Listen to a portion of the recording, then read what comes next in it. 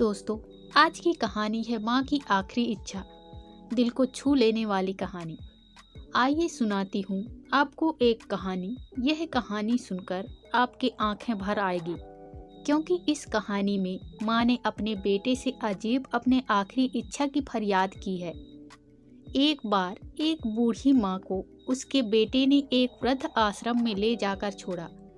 इस माँ का ये वही इकलौता बेटा था जिसके लिए इस माँ ने अपने जीवन भर संघर्ष किया।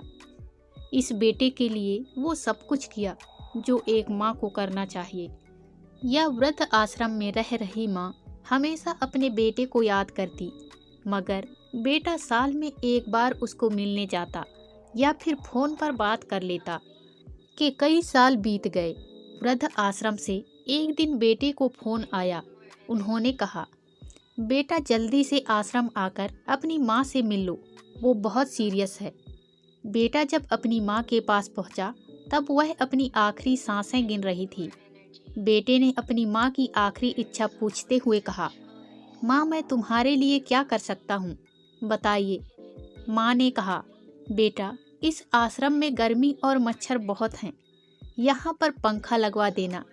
फ्रिज नहीं होने की वजह से हम बूढ़े लोगों को कई दिन भूखे पेट ही सोना पड़ता है, क्योंकि दिया हुआ खाना किसी ने खराब होने से नहीं बचा पाते।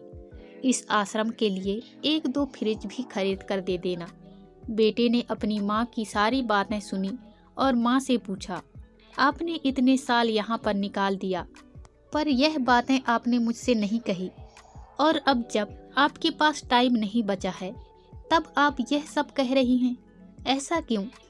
माँ ने बेटे को जवाब देते हुए कहा, बेटा मैंने गर्मी, भूख, पीड़ा सहन कर ली है, लेकिन मुझे पता है जब तेरे बच्चे तुझे यहाँ लेकर आएंगे तब तू ये सब सहन नहीं कर पाएगा।